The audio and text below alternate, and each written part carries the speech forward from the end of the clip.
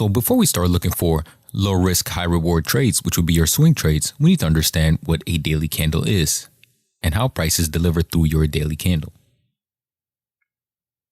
Here you have a bearish candle.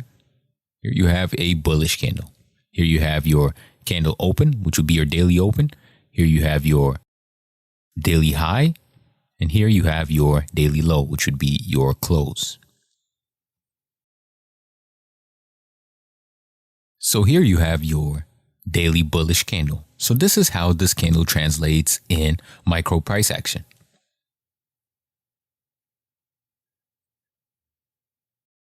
As you can see here, you have your daily open, you have your daily low, which would be your wick, then you have your expansion, which is the body of your candle.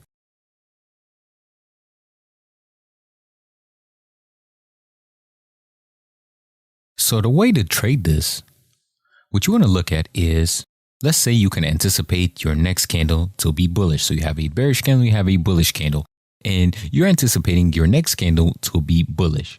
So to take advantage of that bullish range, what you would want to do is you would want to, first of all, you would want to mark your open.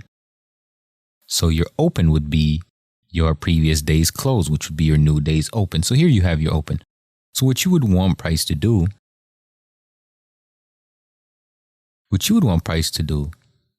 is obviously be under your open. Why under your open? Because you are strictly focusing on trading the wick. You're trying to get in at the lowest position you can for the highest reward. So you would want an accumulation to happen underneath your daily open, which is forming your wick. And you would want to see liquidity being built for price to take that liquidity, stop hunting, and expand to give you another bullish candle. And your entry is within your manipulation. So let's go over this.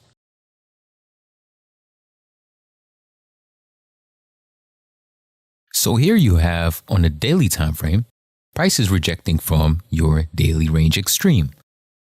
And you've seen a reaction. The confirming reaction was the bullish candle. So now that we know that probability-wise, we're anticipating our next candle to be bullish. So what's our next step? We mark our daily close. So once we mark our daily close, we go to the lower time frame, understanding that our daily close is the next day's candle open. So now what we're waiting for is accumulation being built up, a stop hunt to take out the liquidity, and an expansion.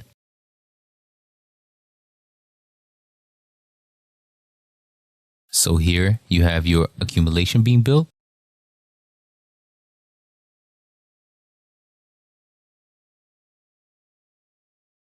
So now that you have your liquidity, what are we waiting for? We are waiting for a stop hunt to take the liquidity and expand the opposite direction. This is classic AMD. Accumulation, manipulation, distribution.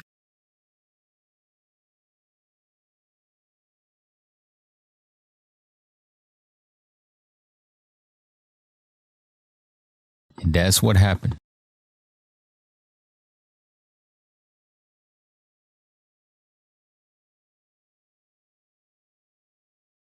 And the result of this trade, a lot of times, is price going from an extreme to an extreme. So price, you can take your first take profit at the range extreme here, or you can take it post extreme. And this gives you an extreme high risk to reward, almost 15 to 1.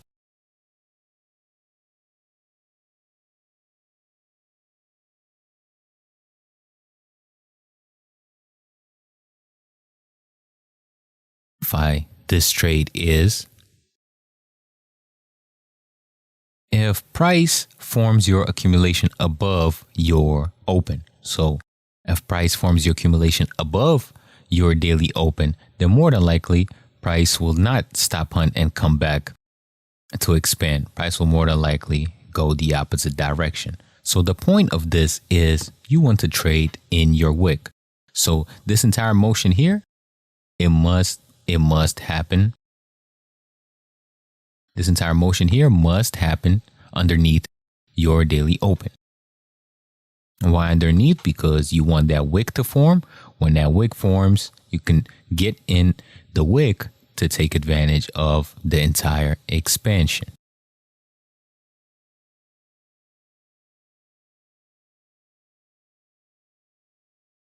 So another way to trade the daily wick is to look for a unmitigated order block.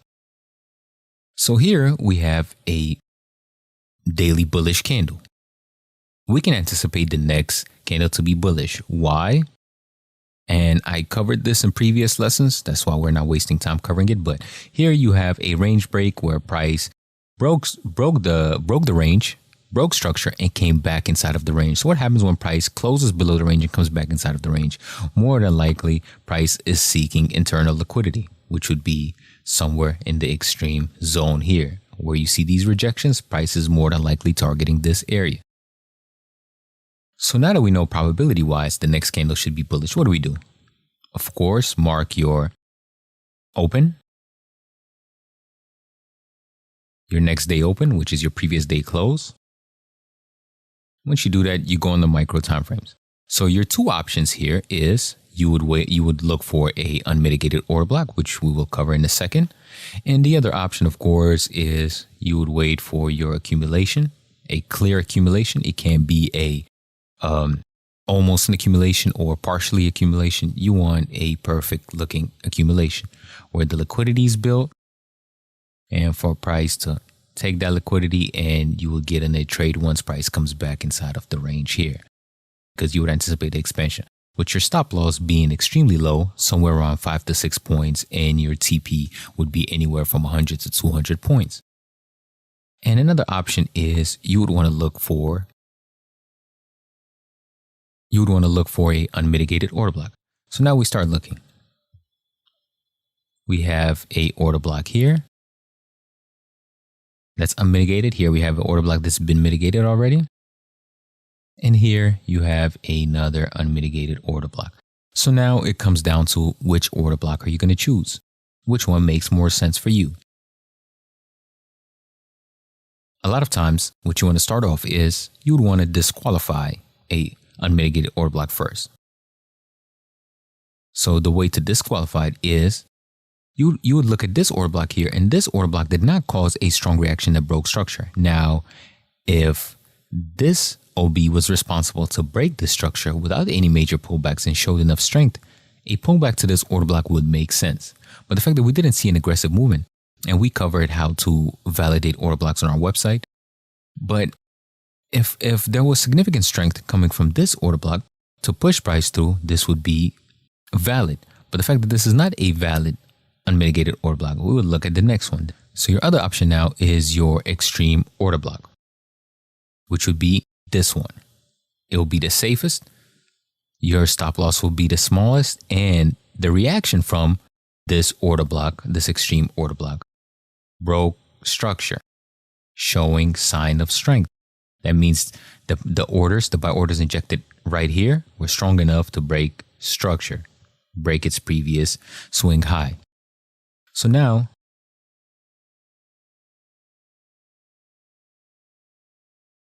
we know we're targeting this order block. And another reason too is you have inducement. What is inducement? A used up OB. So we know that there's liquidity resting right here. And not only that there's an inducement, you had a FTB here, FTB liquidity, which is used up liquidity. So now price is incentivized to break through this level and attack your order block. Why? Because this order block is no longer valid, which formed your fail to break liquidity.